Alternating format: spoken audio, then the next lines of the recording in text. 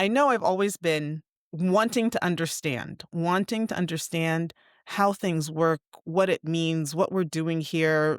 Whatever you're working on doesn't actually matter, right? What matters is who you're becoming. You're becoming the person that says, no, boss, I'm not going to do that. No, I'm not going here. Do you worship the dunya and everything it's going to tell you to do? Or do you worship Allah? Because what happens is when you worship Allah, you'll get all the dunya stuff.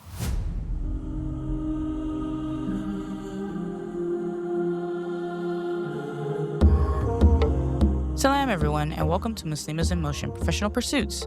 I'm Hawa, your host, and here we celebrate the achievements of Muslim women while exploring strategies to balance the life you dream of with the life you're living today. Today, we have a guest whose journey is as multifaceted as it is inspiring. She's a spiritual coach, speaker, entrepreneur, and former attorney, guiding high-achieving Muslims to break free from limiting beliefs and align their ambitions with a deeply rooted connection to Allah. As the CEO of Practical Muslim, she challenges us to move beyond fear-based faith and embrace a life of abundance and intentionality. But her impact doesn't stop there.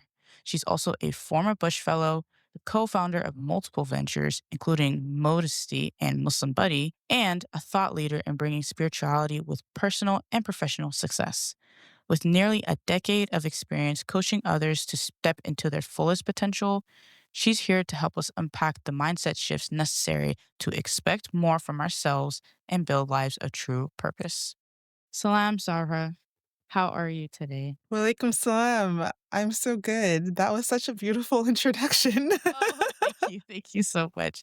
A beautiful introduction for honestly, it's an honor to speak to you. Alhamdulillah, mashallah. Like, truly, I love your work. I love what you do. I'm literally so excited. So I feel like the intro was befitting of my guest. Alhamdulillah. Allah. Yeah. Thank you. No problem. So I'd like to get started with a couple of questions. I always ask my guest a little bit of pre-question to the questions.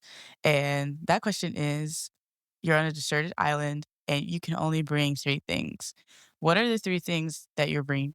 Oh, wow. Okay. Like taking me back to high school or something. What are the three things? I feel like the Quran, because then I'd like actually have time to read it properly and study it. No more excuses. Three things. I mean, it's kind of like my fantasy is to like run away into the woods. Oh, So when I think about it, I'm like, I don't want to bring anything. Like, I want to wander the island, read the Quran, see if maybe I can learn to talk to the birds, communicate with the animals, enjoy the scenery. Like, I don't know. What do I need from here? I don't know. you know what? That's actually a great point because simplicity sometimes is like the best thing, right? Sometimes the best thing you can do for yourself is just kind of see, Allah will provide. So Yes, exactly. water, we can find a way to filter water a little bit. I'm sure there's like a spring somewhere. Exactly. Yeah, you observe the birds. Where are they getting fresh water, clean water? Exactly. Follow them. Figure out where the berries are. Eat. Like, what? I'm going to bring a tow truck with all, bring a tow truck, a digger to, no, I don't need anything else. It seems like you've given this some thought, which is honestly really impressive. So love that. But yeah, so with that, let's get started. I'd like to ask, first things first, who is Sahra Al Jabri? And can you share your personal journey? Kind of like what was the beginning for you, I guess, before all of the entrepreneurship, all of the spiritual life coaching, everything? Who were you before all of that? I mean, that's also a really great question. I feel like that is what I'm trying to understand. Like, who am I? The conditioning of who I was raised to be, who other people saw me as, who I was expected to be was so strong. And now I'm at the place where I'm like, yeah, who am I actually? Who am I truly? Who am I as Allah created to be, me to be, not by my own or other people or the dunya perception. So when I think of like who is Zahra as I am now, I'm just like, okay, I'm a traveler, I'm a seeker, I'm just a human trying to figure it out, right? Just a messy, complicated human trying to figure it out. And then to your second point of like, okay, well, what started it all? Or how was I before?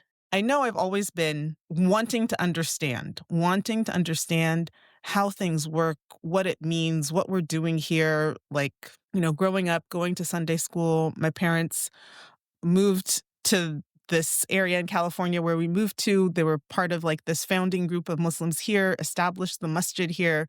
So grew up in this small little Muslim community with people teaching us this religion, but surrounded in the white suburbs where, no one else understood or knows what we're doing or talking about. And now I have children. I think it's all those big questions that you ask when you're a child, like, but where is God? But then what does it mean? Where do you go after you die? And Islam answers them to an extent, but then sometimes the way that we're taught it, it also doesn't answer them. And you're just left like, but wait, but what? But I'm confused. But what does that mean? And what is destiny? And all of these things. And so I think as in my child's mind, trying to get those answers and never being fully satisfied, but realizing like you've reached a limit with the adults that you're talking to. They're like, that's the answer. Zahra, we answered you. Like, now go play. And basically then growing up to be an adult who'd be like, wait a minute, I can try and figure out those answers still for myself. And that's what kind of led me on my journey. And yeah, it's funny you even said that because I also kind of had a similar experience growing up. Not necessarily the Muslim community wasn't as like together, like we were kind of like spread. And then also for my parents, when they came here, like to the United States, they kind of were the first generation of like the founders of like the Ivorian Muslim community, like in the Atlanta, Metro Atlanta area. So it was very interesting kind of having that experience of like, okay, that kind of dichotomy of like, okay, here's my life and this is who I am. Yes, but it's funny because everybody else around me kind of doesn't understand. Why do I fast? Like, what's my name? What does it mean? Kind of thing. Like, it's a very interesting experience, like kind of growing up and this is you and this is who you are, but like you said, well, like what does it all mean? And it doesn't help when, like, nobody else has, like, a shared experience around you, so it's like, okay, like, the only people I can ask, I pretty much, like, run out of run out of questions or run out of answers, right? So, like, where do you go? And so it wasn't until, like, adulthood really where I kind of had that I don't know, like, that reconnection with Allah Subhanahu wa Ta'ala and kinda not just playing the part of a Muslim, like, praying and, fasting and whatnot, but, like, understanding and diving into, like, what does it all truly mean? So I think it's, like, quite interesting. That was your experience. I think there's many of us who are sharing this similar experience. Yeah, for sure. So, before you found, like, that clarity in your spiritual, like, mindset and understanding, do you wanna talk about, like, basically, like, what was your hardest belief to kinda unlearn about yourself or Allah Subhanahu wa Ta'ala, like, as you were kinda diving into that and really learning about these things? I think the main thing that I uncovered for myself was just that I felt like Allah was very harsh. I felt like Allah was very harsh, very punishing, and in some ways unjust, right? That, astaghfirullah, like learning about Allah and like, no, Allah is the most just, Allah is the most generous, Allah is the most merciful, Allah is the most kind. But then looking at my life, looking at other people's lives, looking at what's happening in the world and being like, it's not fair. I remember being I don't know, it must have been in elementary school, and I had this journal, and I wrote, like, ideas for the homeless or something, and it was just, like, all these, like, little kid ideas of, like, how homeless could get a job or work, and, like, then they wouldn't be homeless anymore, and they could contribute something, and it was, like, trying to be really simple, like, even if they were sick or if they were injured, if they were hurt, like, what could they do? Because I was like, "It's not fair. It's not fair that these people are homeless." So these ideas of and then even the fairness within myself of like, okay, well, I did blah, blah, blah. I prayed or I fasted or I was nice to my mom or did whatever. So I should get something like the justice in like in worship or in prayer. The way like my child like mind was understanding it was like tit for tat. So the two hardest things for me to unlearn were believing that Allah was harsh and believing that Allah worked in a tit for tat manner and letting go of that took a lot of unlearning, and there's some times where, it still creeps in, and have to catch myself and being like, "It doesn't work like that," because that's the way the dunya works, right? That's maybe the way sometimes your parents work, that's the way your boss works, but that is not the way Allah Subhanahu wa Ta'ala works. And so many times we substitute the authority figures in our life, we attribute those type of attributes to Allah, considering him as like the most senior authority figure. But Allah is not like any dunya-based authority figure. And that's actually funny you say that. Was, well, for one, right? I found like a lot of people kind of have to unlearn that.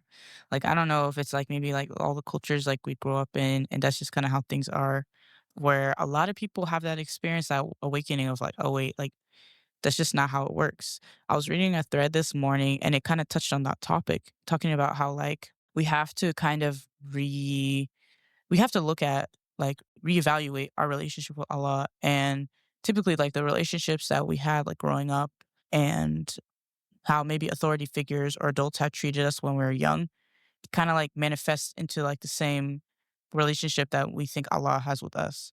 So, for example, it was like the thread was like, oh, people pleasers and people who are always like overextending themselves for others. This is for you. Basically, thinking that like if you just do this one thing, or if you just perform in a certain way or say the right things to these people in your life, you'll gain their favor in some way, and you'll be the perfect person or the perfect daughter or the perfect whatever. But the truth is, that's just not how Allah subhanahu wa ta'ala works, right? But the thing is, when we're growing up, that's kind of how we make these equivalencies, right? Because it makes sense. Here's this like Mhm. being in our life, all omnipotent being, authority figure, quote unquote. And then here are these other authority figures in our lives. But I think the hardest thing to unlearn is that truly, or not even unlearn, but just to grasp in itself, right? The sheer volume of Allah subhanahu wa ta'ala's like mercy and, Rahmah, Ar Rahman, Ar Rahim. Like, I remember I was listening to something and it said like Rahman doesn't just mean like when they say like, oh, the, like gracious and merciful, like that doesn't just mean like, oh, like I'll be nice to you because you're just a small little human. Like, it's like the love and I mean, he loves us 40 times more than our own mothers, right? Just the Mhm. love and compassion, like we as humans can't even conceptualize that, right? So it's really easy for us to get stuck in that thinking, especially when we're exposed to like day to day as children, like, okay, this is how life works, right? So if I do this, then I get this. That's typically how it works, right? As a child, Mhm. if you do a bad thing or say a bad word, you get punished or you get popped in the mouth. if you Mhm. if you do the right thing, you get the good grades, you get a nice treat at the end of the semester. It's really easy to Mhm. kind of get into that line of thinking for everything, right? Naturally, oh, if you do the right things, you complete the right projects, make good with the right people in your company, you get promoted, you get this, you get that, you get a raise. I mean, that is just Mhm. how this thing works. But I mean, alhamdulillah, we're exposed to such a beautiful like deen and religion, right? Where Allah is like the one thing in this life. That's not how it works. Like that's not the system, right? It's Mhm. in spite of us, in spite of our faults and our shortcomings, He still loves us regardless, and He still grants us these things. And then also, not the negative things that do happen don't happen just to punish us, but to teach us something, for us to gain something from it. And the beautiful thing about it is like even if you feel like you're not getting anything now, it'll definitely, what is it? Like advocate for you on Yawmul Qiyamah when your time does come, right? So honestly, Mhm. it's just such a beautiful thing. And I love that you said that, because it's such an experience that people don't really like touch into or really talk about, especially in the context of like growing up Muslim, or maybe even not growing up Muslim. It's something that we all have to kind of unlearn, because this is just a system and a line of thinking that we grew up with. Yeah, absolutely. And just that is the concept in the Christian narrative, and so for those of us Muslims growing up in the West, it has seeped into our Islamic narrative, right? The angry man in the sky, that's like a Christian Yeah, kind of idea. But yeah, but living in amongst this society, we absorb that too. that's true. And, it's alhamdulillah. I mean, we all kind of, a lot of us are fortunate enough to kind of have that reawakening and be like, hey, like, it's not that simple, right? we Mhm. we Allah loves us more than that, and we just it's up to us to like really understand that. And I think that's really beautiful. But yeah, so I know a lot of times in your work you talk about breaking free from the matrix. Do you want to talk about like what that is, and maybe if there was a moment in your life where you realized you were trapped in it yourself? Yeah. Of course, grew up, watched The Matrix when it came out, blew my mind then as a movie, the concept of it. And then many years later, going on, being on this spiritual journey and connecting the two. But essentially, right, Allah subhanahu wa ta'ala has already told us, right? We were created in Jannah, right? Adam alayhi salam was created in the heavens with Allah subhanahu wa ta'ala. Adam lived in Jannah as his true home. The fall from Jannah to be in dunya is a temporary one, right? He is to return back to Jannah after this. So it's just a temporary time that you're here on this earth, on this dunya. All of our souls were created up in the heavens, and we come into this life whenever it's our time to be born. That's when our soul enters our mother's womb into our body, and and we're born into this world at that time. So, and what happened? Okay, if you think our divine nature is our ruh, is our spirit, right? And that is what is eternal, right? That is was created by Allah, and that is what animates this physical body. And we know that this physical body, when we pass away, it's going to decompose. It's going to return into the earth. It's made out of clay, right? Allah subhanahu wa ta'ala made it out of clay from all corners of the earth. So we leave this body and our soul returns back up. So you can think of it, right? There's several movies that you can think. You can think of it as Avatar. You can think of it as The Matrix. You can even think of it as The Truman Show with Jim Carrey, as that the truth of who you are has come in and is animating this alien body for a time being. And while your divineness is here trapped on this dunya, you're operating in basically a virtual reality world, navigating it. But if you get caught up in this virtual reality world, and you think everything is real, right? You see those videos online of people wearing the VR headsets and like, screaming and then like running through a window or like banging into something. And you're like, oh my God, like you're so caught up in the game that like you ruined your house or you hurt yourself. But that's the same thing here, right? Like we're so caught in the game and like, oh no, people can really hurt me. I can really lose everything. My reputation can really be damaged. And Allah subhanahu wa ta'ala throughout the Quran and throughout all of the revelation of all of the prophets, what is he telling us? Right? Like there is no might or power besides me. Like there's nothing that people can do to you except by my permission. Like I am your provision, right? I am the one who provides for you. It is you. I am your source and I am your provider. All of these things that are essentially to tell you this is virtual reality. Don't believe that it's real. He says point blank, this dunya is like an illusion. It's not, cryptic and we're trying to decipher. He says this world is an illusion.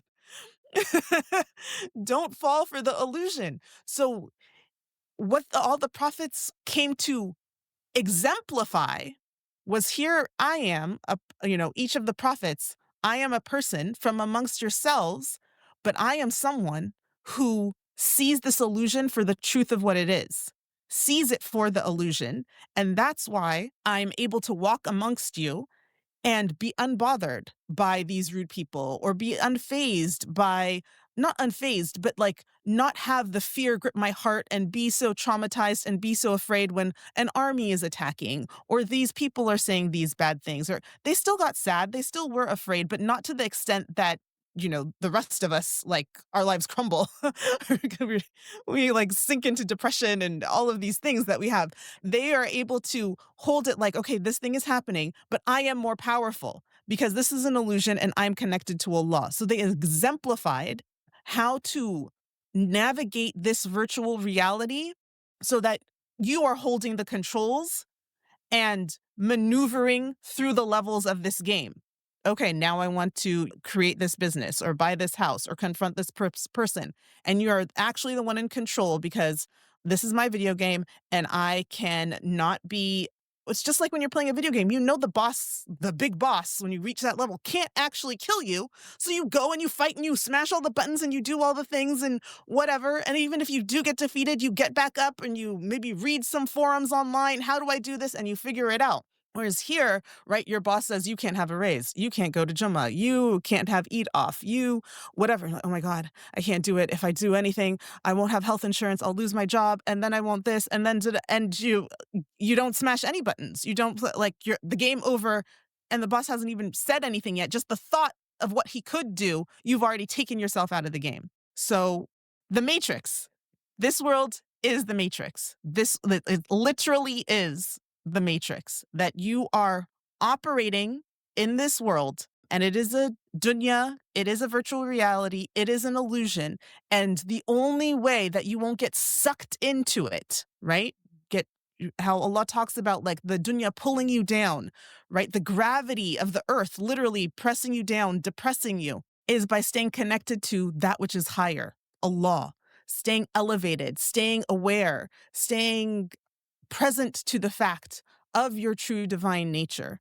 And right, we do that through these ritual practices, but like the way that I learned the ritual practices, okay, pray, fast, give zakat, go to Hajj, was just like do these things. But what Allah is providing us through these rituals is not just things to do, it is activities that link you to Allah. And so to be having the presence of mind and having the meditative state and having the consciousness of like, okay, I'm literally stopping 5 times out of my day to remember that God is greater and that this is virtual reality and that whatever I'm working on, like God can help me through it and it's not as serious as I think.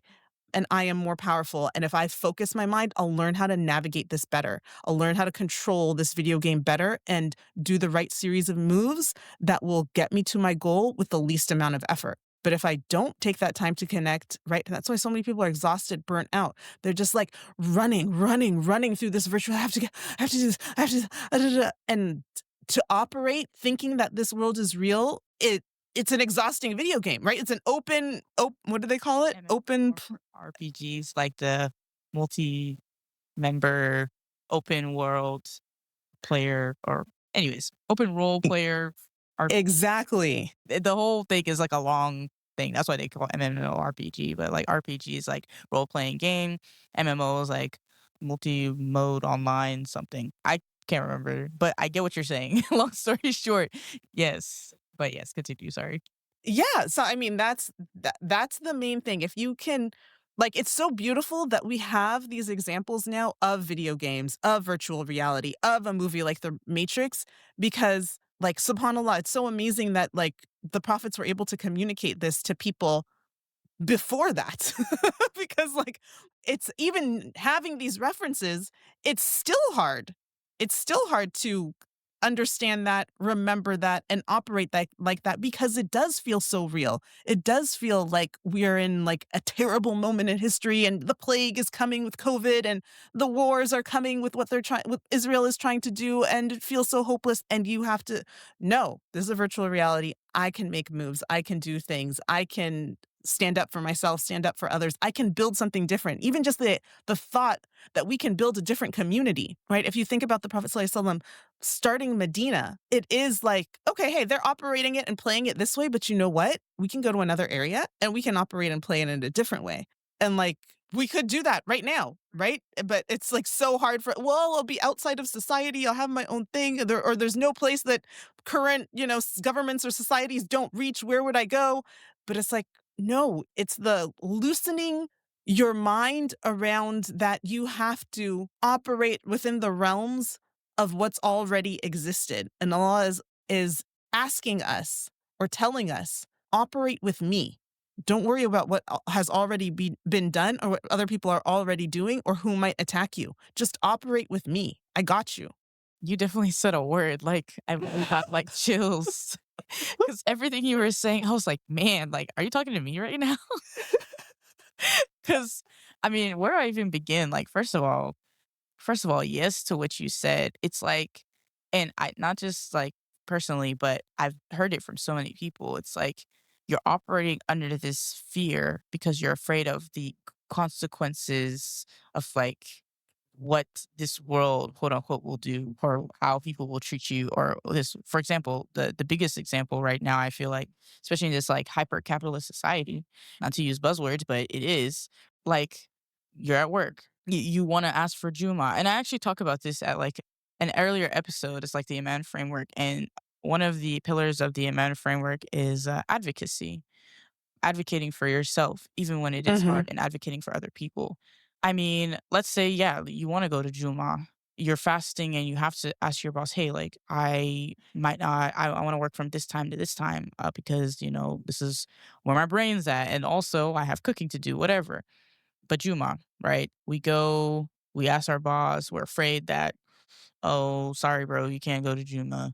You better be careful because if I asked for Juma and he just said no, again, if I really push for this, what bearing or how will that affect my career at this place? But Mhm. we're ultimately forgetting who gave us the career in the first place and who even gave us the opportunity to even ask for these types of things, right? We Mhm. didn't do it on our own. We did it through the power and mercy of Allah subhanahu wa ta'ala. So we start, it's like when people say you're worshiping the creation, but not the creator, right? You looking at the wrong things and prioritizing the wrong thing. We're forgetting at the source. Where does this all come from? Where does our risk come from? Where does our provision come from? It's from Allah subhanahu wa ta'ala. If you advocate for yourself and you really push for that, you can never lose because at the end of the day, Allah will provide you with that 10 times greater with what you've lost. Let's say something does happen, unfortunately, and maybe you're put on PIP because of quote unquote bad cultural fit or Mhm. bad performance, quote unquote, that you and then Mhm. you find yourself out of luck. You don't have a job. But on the surface, right, to most people, they'd be like, oh, well, you just lost your job and you lost this opportunity just because you wanted to push for this thing. You should have just stayed in line. You don't have the right to ask for these things, blah, blah, blah. You're operating in their society. But that's not what we should be thinking. Like, at, we Yeah. have a creator that literally we can ask for anything ever.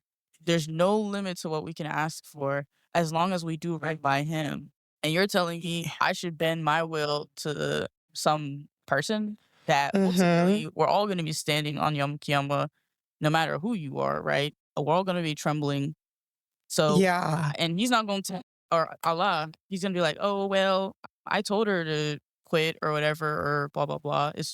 I told her to fall in line. He's going to be like, no, you should have pushed harder. Everybody's going to be advocating for themselves. So Yeah. it's like, we can't. I think what you're bringing up is makes me think of another way to put it, right? Is that the world, the dunya, wants you to obey it. Mm, You can't go there. You can't do that. You can't dress like this. You can't start a business like that. You have to go to school. Wants you to obey it, and Allah wants you to obey Him. And so, if you think about what's the object of the game, right? Allah already told us the object of the game of this virtual reality is to worship Allah, right? The object of the game is not to get a degree, is not to get a job, is not to get a house, is not to get a spouse. It's but the dunya, the world tells you, no, no, no. That's the object of the game. yep, You've got to do all of these things. Obey me. Otherwise, you won't have friends. You won't have money. You won't have stuff. You won't have a car. You won't have reputation. You won't have prestige. And so when you think of it that way, like, oh my God, you're bringing me so much clarity. When you think of it that way, whatever you're working on doesn't actually matter, right? What matters is who you're becoming. You're becoming the person that says, no, boss, I'm not going to do that. No, I'm not going here. No, or yes, I am doing this, or I'm creating that, or I don't care if you said, people are not allowed to go in this area. I'm going to go in that area. I'm going to pray there. And you're becoming a person who worships Allah. And that is upsetting for the dunya that wants you to worship it. And so the whole dunya is getting mad at you. Hey, stop doing that. Why are you going there? You're not supposed to do that. Fall back in line. Come back over here, right? It's like we're in a moment right now where who knows how many years later this podcast will be listened to, inshallah. But the current moment that we're in right now is a very political unrest and a lot of people talking about, revolution and resisting and all of these things. And you can see that from the powers that be, that they are doing everything in their power to keep you back in line. You guys want to strike? You guys want to do a general strike? You guys want to boycott this? Like, no, fall back in line. And when you become someone who's like, well, I don't really care about what you're saying, or even I did listen to you. I listened to you for decades and I didn't get anything from it. Now you're telling me to listen to you for more. And while you're ruining the earth and poisoning the environment and poisoning the lands, like, I'm not going to listen to you anymore. I'm going to do something else. That you become a person who is powerful, right? Like when you learn to play the game, you become powerful. That is why all prophets opposed. Because that you are accumulating true power. If you know that this is a video game and you don't have to listen to the tech billionaires and the politicians, then crap. Like what can I do with you? Right? Even if we think of enduring the who's well, they were not really during our lifetime, but thinking of like Muhammad Ali, right? He was powerful because he's like, no, I'm not going to fight in Vietnam. No, I don't care. You strip my title, do this, whatever, right? When you become a person like, I'm not going to fight in Vietnam, I'm not going to do this, I'm not going to say that.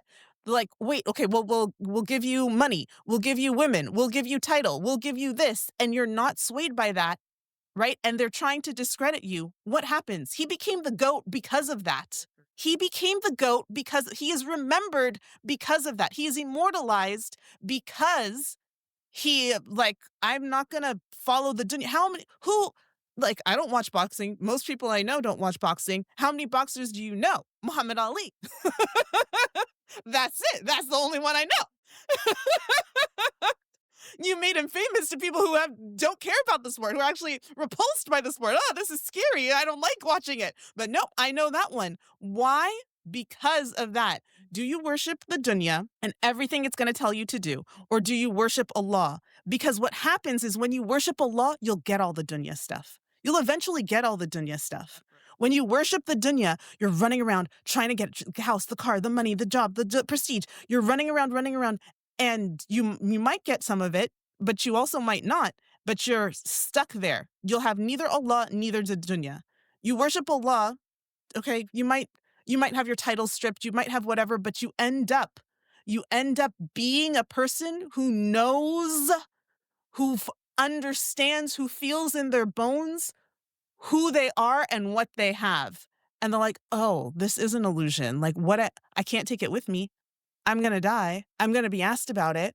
Do I want to be like, I mean, we've seen it right now play out with Palestine. We've seen people who have spoken out about Palestine and then been offered, do this brand sponsorship, do this deal, deleting all of their posts about it. And yes, okay, so now you got some money from McDonald's or you got some whatever. Right. What are you going to do with that? Nobody, you have no integrity. Nobody likes you. You know that you feel bad about yourself, right? Even no matter what you may present on the outside, for sure, someone who has switched like that internally is in conflict. So what have you gained? And so the thing that, the work that I do as a coach and the work that I'm working on for myself is just guiding us to make the choice to choose a lot easier, to reduce the pull of the world so that we're not as afraid, so that the choice to choose Allah feels lighter, feels easier, feels that like, yes, we know it's the right thing to do, it's the good thing to do, but you can feel even in the hard moments, even when man, I didn't get that job or I got passed for a promotion because, I'm taking Jamaz off or whatever, that you feel like you're still winning because when you can understand the truth of what you're winning and the truth of what you're gaining, it's easier to make that choice, right? That's what the prophets all of them were trying to convey to us. Like you are, right? Even in the call to prayer, you are choosing something better. Come to success, come to truth, come to success, come to what is better. Don't be fooled by what these people are going to promise you, these trinkets, which even if you are like, okay, well, it is really beautiful. It is those things.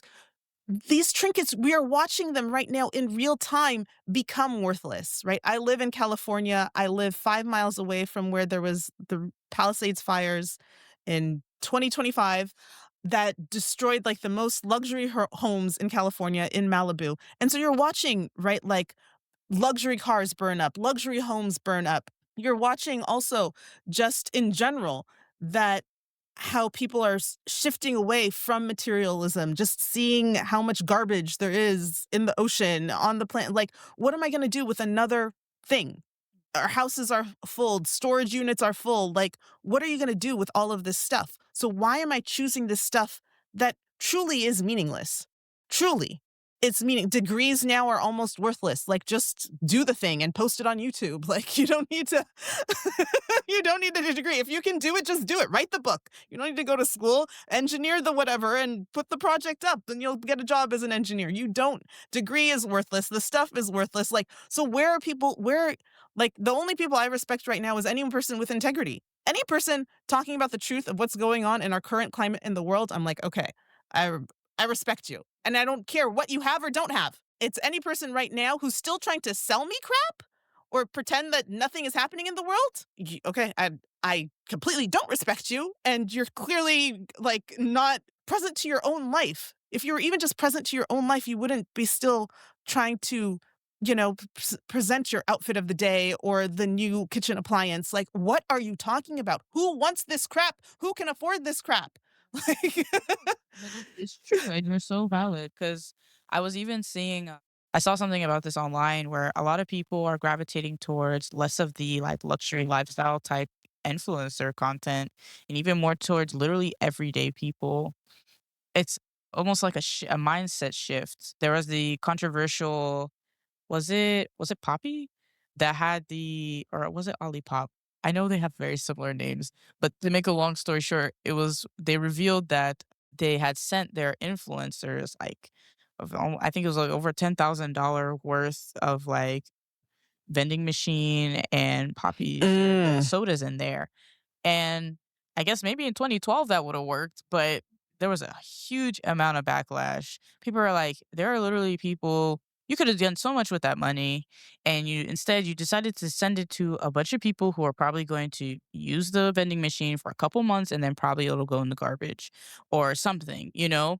Like mm-hmm, why? What was the point? Like the hyper capitalist, like super consumer type stuff doesn't work anymore because the truth is, like you said, the what is the saying go? The world is on fire. Like there's a lot happening right now, and it's not enough to just ignore it. As much as some people they like to say like, oh well, you gotta take a break. And true, for a lot of people, especially those who are oppressed and those who are minorities, sometimes for your own sake, you kind of do have to take a break from what's happening. It's true. At the mm-hmm, same time, though, you still have to remain conscious and aware because it's not enough to just passively do this stuff anymore, right? Because that's exactly what people want. They want you to be passive. They want you to just be like, "Oh yeah, that's really sad. That's happening." But as long as it really doesn't directly affect me, shrug. That's not mm-hmm, how we should be operating as a society. No society that operates like that, it can't last that long. It's the saying the society that succeeds is the society where or the institution where a man plants a tree, a seed for a tree that mm-hmm, does not expect to sit in its shade, which mm-hmm, effectively all that's saying is we're not us as humans, we're not meant to just do stuff for to get ultimate personal gain. Sometimes you have to do things even if it's hard for others who come after you, or maybe it might not even affect you, but that's okay.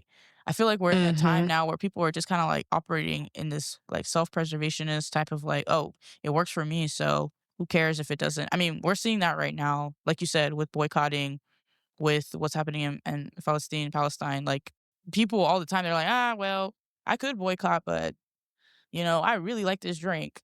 Like, "Oh, I mm-hmm, really love this shade of this specific foundation I've been using for, like, 20 years, like, this specific brand. I cannot use any other brand, so sorry, guys." Like, I don't know. yeah, It's very odd, to say the least, and it's very sad to see, but alhamdulillah, people are kinda waking up, and kinda seeing that this we can't stand for this. Like you said, for yourself, right? You tend to gravitate towards people who have integrity, have respect. For that artist who did what he did, for the whole McDonald's collaboration after directly protesting mm-hmm, and doing that, there's so many people who literally were like, "Yeah, we can't accept this. I'm sorry." It's one yeah, thing to even if somebody was passive about it, to see your artist say one thing about a critical issue and then all of a sudden do a complete 360 in the opposite direction. It doesn't matter if you were for the cause or not. If you see that, like, what are you gonna do? Like, you're gonna probably think, hey, because why would you want to even? Like, we have to think. I know people say separate the the art from the artist or whatever, but why would you want to consume something from somebody who has no integrity, no morals, and is just not good? You know what I'm saying? I don't know. Yeah. Like, you have to ask yourself, what are you really consuming then? Mhm. Mhm. I mean, it's the place that we're in right now really is a tipping point because we've reached the height of consumerism, we've reached the height of capitalism, and so there are many of us who were already kind of reaching like, it's just too much stuff, right? Like, I have 4 kids and their birthdays, the gifts they get, even just any gifts, Eid, birthday, whatever, like so much stuff, right? And just like trying to figure out ways to limit it. Like, no, don't get them toys. Just, let's take them out. Let's go to an amusement park. Let's do something. Trying to figure out ways to limit the stuff because there's so much stuff and trying also to for my own self when I'm even planning their parties to figure out ways to not figure out ways just to keep it simple, to not get caught up in, oh my god, and we need this decor and that decoration and just whatever, right? Like my kids are, the youngest is 5 to 14, so had a whole range of different birthday themes and styles and ages over the last 14 years and attended so many birthday parties and seeing how easy it is to just get caught up in stuff that's literally you're going to use it for 2 hours and it's going to be thrown away. It's like it's too much. It's the waste, especially, before we were aware. We knew, right? We knew Nikes were being made in sweatshops. We knew our clothes were being made by children in China. We knew, right? But the place that we are now is that we've seen, it's not that we know, we've seen our clothes, our products, our toys, our tchotchkes being made by people, children, women, kids, men being killed, being murdered, being the Bangladeshi garment fire, right? Like being burned in the factories where like we've seen like the kids in Congo making the the cobalt for our phones, like now we've seen how they are treated. We've seen how they are dying. We've seen how they are being starved. We've seen, so like to be at this point still purchasing them, whether, however level of conscious you are, there's an element of it that's on your psyche that knows for me to have, this little candle, my kids likes, oh, I'm holding up things like you guys can see me. This is an audio. Lego set, we know what it cost. We know what it costs to get this thing for $5. It cost someone their life, right? To me, find this thing on sale. Oh my God, it's only $10. Yeah, because it literally cost someone their life or their friend's life or their sister's limb or their home or like, so now it hurts. It hurts to buy things. It hurts to waste things. It hurts. We're all trying to do what we can, consuming less, boycotting, and those things. And I don't want to take this to a place where people are feeling guilt because guilt is unproductive. So don't sit in the place of like, oh my God, I feel so guilty. I'm in the West and I have so much. You're in the West and you have a lot of power.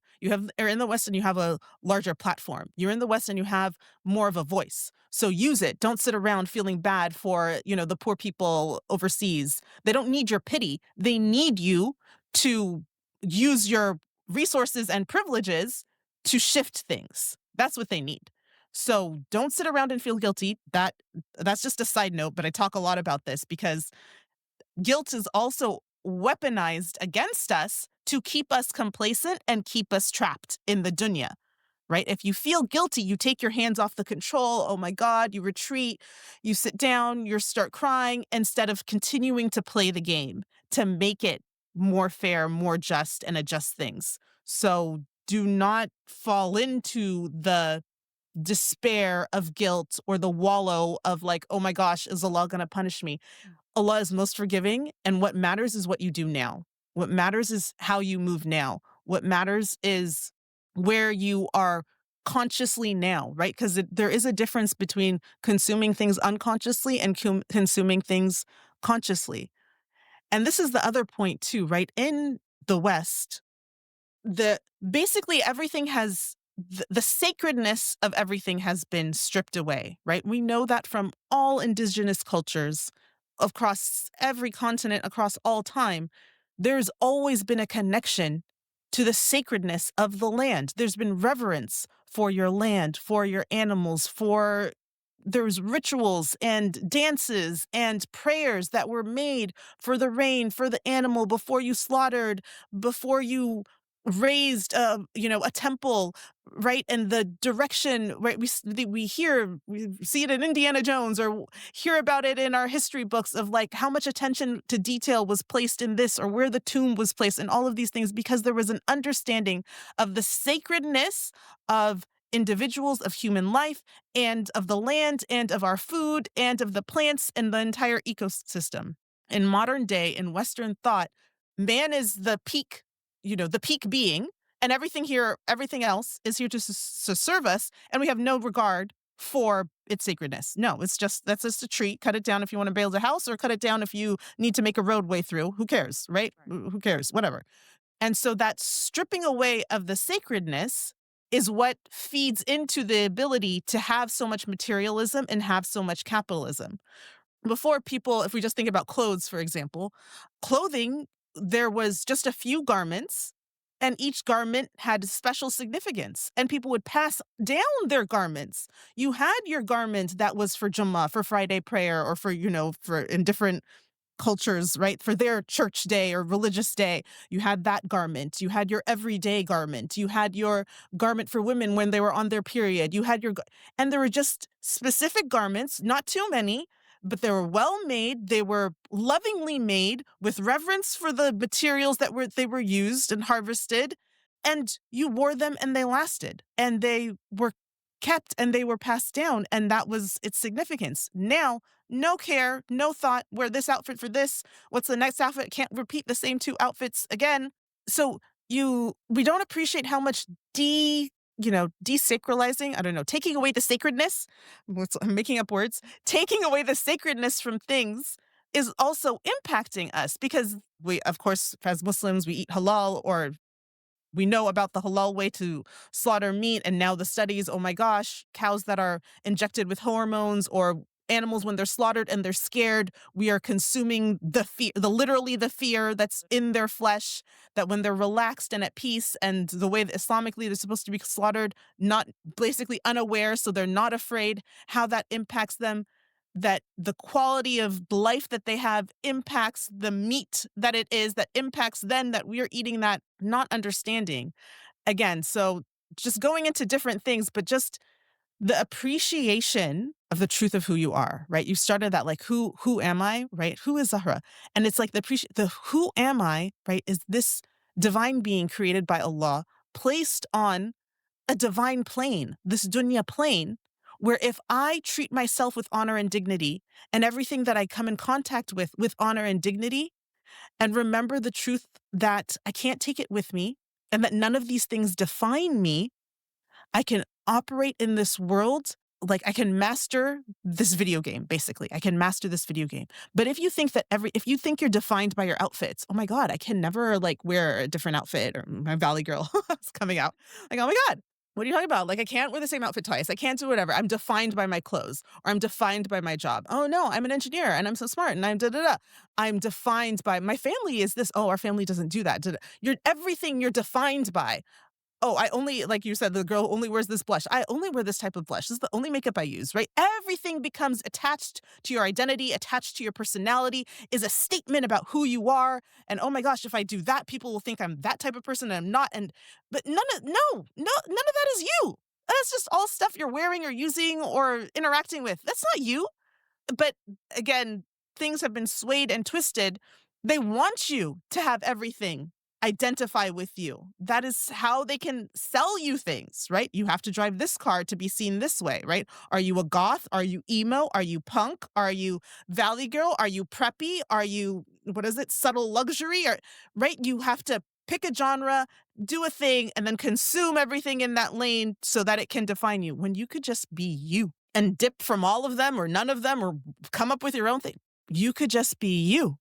But you knowing who you are is, they can't exploit you and they can't market to you. So it's bad business. So they rather have you not know who you are, help make you choose something to be, than keep you so anxious about that identity that you've chosen and how quickly the trends are changing around that identity that you're constantly consuming to maintain your identity on that thing. Oh, it's, mafia wife era, so I have to be like that. No, now it's clean girl aesthetic. Now I have to be like that. Now it's just, okay, what's the next thing? And I have to do it. No, boo, you don't have to, to engage in any of that.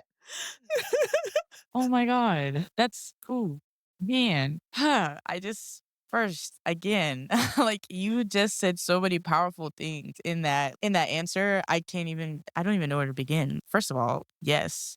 I was having a conversation with a sister about this the other day about how like especially as women, like not to make it like a whole gender thing, but even it's said that for us, one of our biggest tests is like our beauty Mm, and displaying it sometimes, and as Muslims, I mean, that's why we've been prescribed hijab because Allah subhanahu wa ta'ala, but there's just so many reasons. I feel like hijab is not just one reason why we wear it, but I feel like that's also another thing to like kind of keep us in check when it comes to this. And people might think, oh, you guys are oppressed because you guys have to cover yourself and maybe you shouldn't wear makeup all the time and you're not really getting to express yourself, but what does that really mean? Why does expressing ourselves equal wearing certain clothes like that? Like you said, we have to keep up with the trends and buy things and just consume, consume, consume. And that's expressing ourselves. Why can't expressing ourselves look like the things that we do, the impact that we have on others, the way we make people laugh, the way we can write and do all these things? Like, why is our expressing ourselves reduced to our visual appeal to others? Like, what does that have to do with you, right? So I just think it's like very interesting how I think as a society, yeah, we need to, and honestly as Muslims too, because it's again like part of the reason why I even started this like endeavor in doing this podcast is because personally I noticed, and I know people can say like, oh, maybe it's your algorithm, whatever, but not just mine, but other sisters that I've talked to, where a lot of the stuff that's out there is centered around the newest mm, hijab trend or this cute cafe moment and marriage and all of these things. But like, where's the intellectualism? Where's the critical thinking? Where's the hard conversations, like the intellectual conversations? This is not to say those who consume that kind of content are not capable of these things. That's not what I'm saying at all. But you have to ask yourself when you start, this is all you're consuming. What's the newest thing on TikTok shop? What's the cute drink or whatever to consume, pretty soon that's gonna be all you know, right? mhm, So we have to be intentional, A, about what we're consuming and what we're putting in ourselves and in our minds. And then also realizing that like none of this really matters. Like, yes, nobody's saying you can't look cute when it's Eid and on special occasions. That's your prerogative, but you can't let it go too far. And right now, like, just as you said earlier, we've just gone too far. Like, we're at a point now where we've truly reached the peak of all of it. It's a lot, truly. yeah, it really is a lot, and I just wanna echo your point, like, no one is saying don't be cute, don't be pretty, don't be beautiful, no one is saying that. What we're saying is, or what I'm saying at least, is make sure you are being cute, you are being beautiful, because what is actually happening for most of us, and this is for men and women alike, is that they are making us feel ugly and inadequate and not enough. That's what they're making you feel. And so they're telling you, well, buy this thing, have this look so that you Mhm. can can substitute, because you're not that cute. You're actually not that, but you're not that buff. That guy is not that buff. That guy doesn't have enough of that. His beard is a little thin. His, whatever, right? Like that's what they're actually doing, is they're telling you you're not enough. But if you truly if you know that you're beautiful, the girl of the moment right now is Zendaya. And that's one of the things that I've noticed about her and I like about her. I mean, I don't know anything about her, but I love that there's so much paparazzi pictures of her just like in her sweats or just hanging out with her boyfriend. What's his name? Tom Holland. And they're just like in their sweats or not wearing makeup or whatever. Why? Because she knows she's beautiful. She truly knows she's beautiful. So it doesn't matter what I'm wearing. It doesn't matter when I'm not wearing makeup and not wearing whatever. And when I'm on the red carpet totally glammed up, because I am beautiful in any setting. When you know that, then you get to choose how you move, right? Exactly. I am beautiful. So, yeah, today I'm in my sweats because I'm, working in my garden. And tomorrow I'm going for an Eid party. And so I'm dressed up to the nines. And that's the difference. It's when you're trying to be in that state, or when you don't have that inner confidence, which the world is trying to take away your inner confidence. The world does not want you, again, right? If we're thinking of the two sides, the dunya wants you to obey it, and Allah wants you to obey Allah. And the dunya, to get you to obey it, has to point out all of your flaws and all of your shortcomings and all of your problems, and not even point them out, has to invent some. Like, oh, yeah, actually, the baby hairs on your neck, that's something. And you got to get some special product to address that. And like, also, just will invent things for you to be concerned about. When Allah is constantly telling you, I made you in the perfect mold, you are my highest esteemed creation, you are my divine representative. Allah is trying to tell you, you are good. You're good. I forgive you. I have so much mercy towards you. Allah is literally trying to, Allah is your hype man, right? Allah is your hype man, your champion. You're good. You got this. I got you. We're here. We're doing it. Let's go. And the world's like, you ain't nothing. You ain't crap. I don't care what you did. That sucks. Who did it? Someone already did it better. You're ugly. You're not tall enough. You're not smart enough. You're not pretty enough. You're not cute enough. You came from the wrong country. You look in the wrong place. You're living in the wrong house. Oh my God, that's from 2020. What do you, everything, nothing that you do will you not find a hater to knock you down. And everything you do, Allah will tell you there's some benefit in it and some good in it. Even your greatest sin, even Musa alayhi salam killed a man. It's okay. Turn back to me. I got you. You're a prophet now. Boom. Like what? So you have to understand what you're operating within and what you're dealing with, because when you do, then you get to play the game by your rules, right? Again, we can go back to Muhammad Ali. What did he say? I'm so pretty. I'm so pretty. Why? Because as a black man, especially in that time, that was not what you would hear coming from them, and that was not what you would hear about them. Like, you're not going to define my beauty. I am so pretty. So this understanding, right? Like again, what I do for myself, for my clients, is like essentially hold the line on your belief that you're good. You are good. And this is not a I'm good in the sense that it makes you complacent. It's in a good in the sense that it inspires you to go after what actually is within your heart. Allah has placed things in your heart, of things to create, to do, to build, of how you want to engage with people, of the friendships you want to have. Allah has placed that within your heart, and you are more energized, more inspired, more useful, enjoying life more when you know you're good and you're free to do those things. When you're on the other side with the dunya that is like, yeah, maybe you're good, but we're not really sure. Prove it to us. Right. Then you might be creating and doing the same things, but it's coming from a very different place. It's coming from franticness. It's coming from inadequacy. It's coming from imposter syndrome. It's coming from all of the places that everyone is needing therapy for because it's never enough. You're not sure. And the world is trying to beat you down. Allah is trying to rise you up.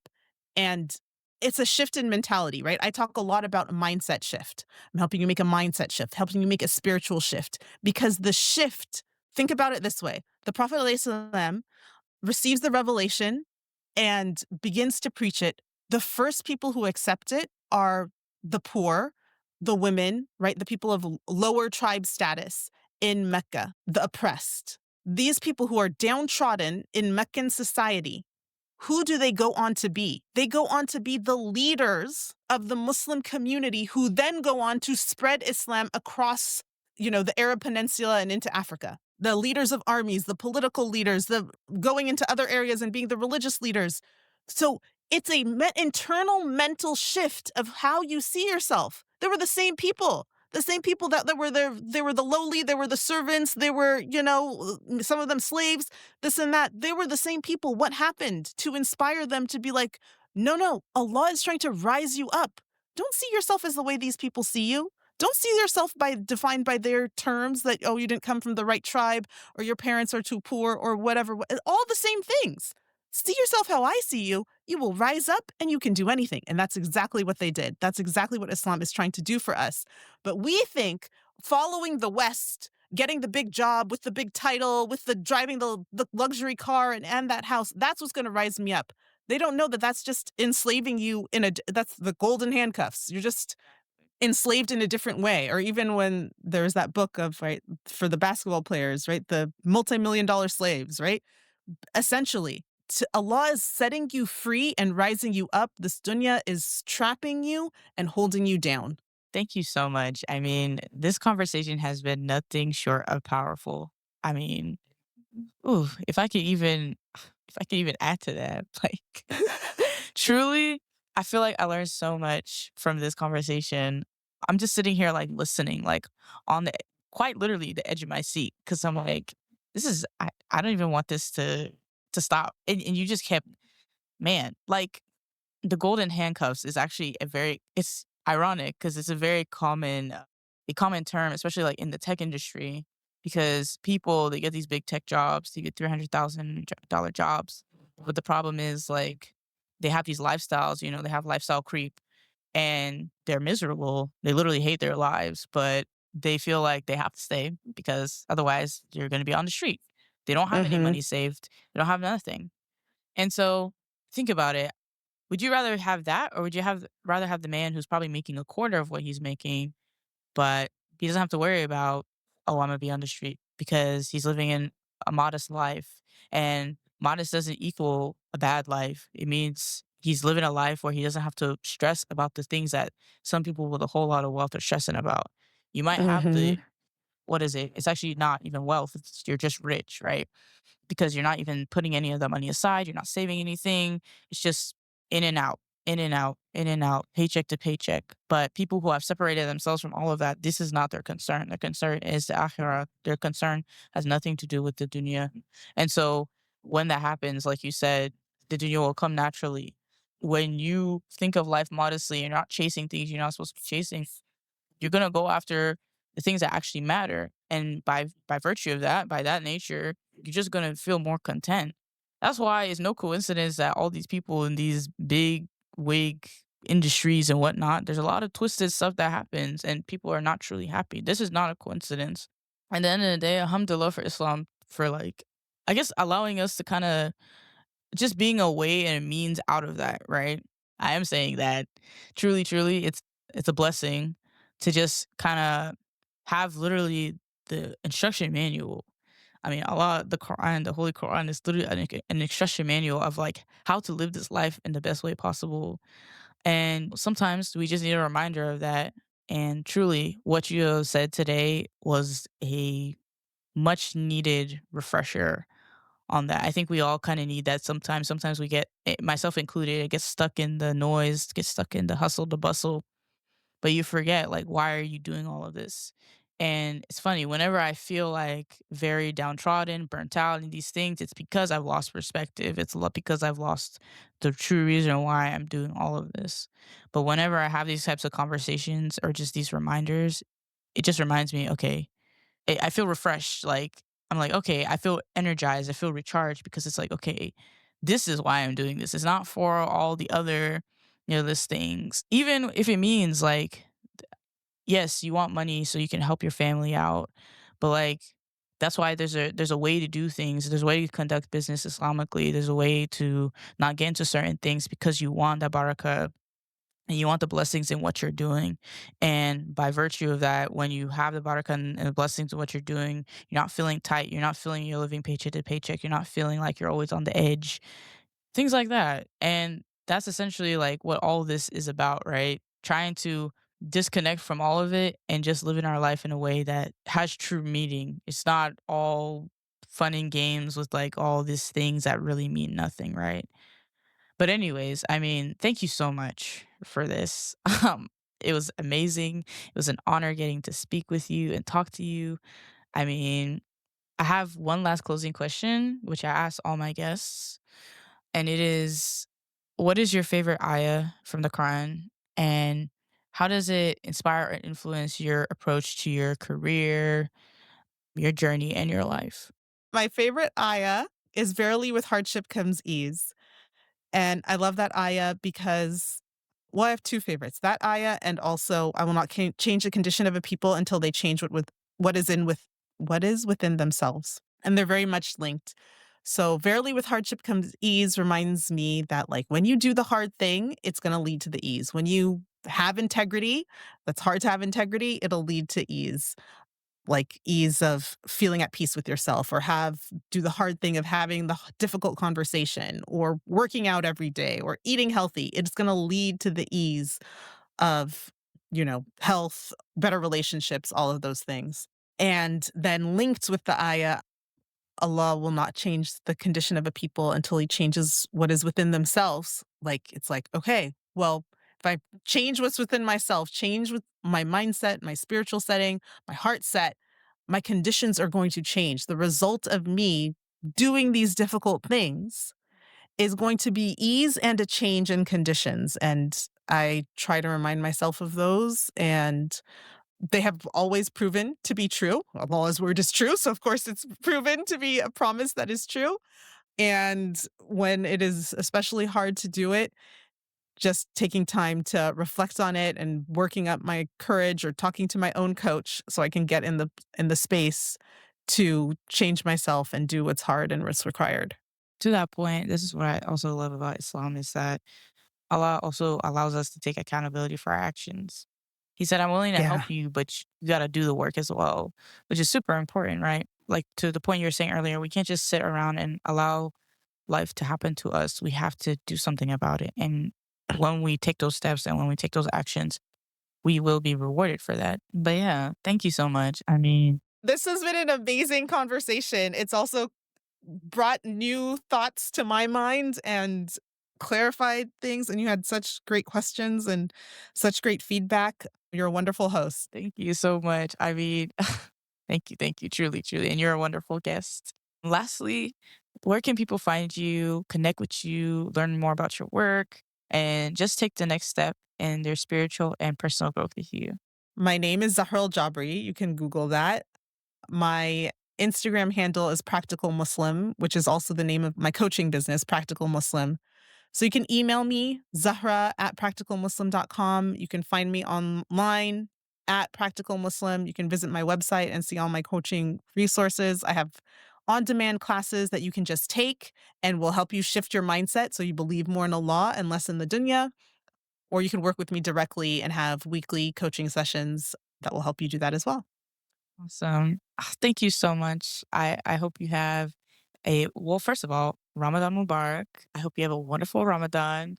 I want to thank you so much. Truly, I was been so excited for this. And honestly, it was amazing. I had so many, I was like, I don't want to ask her, keep asking her stuff because I was just, I gained so much from it.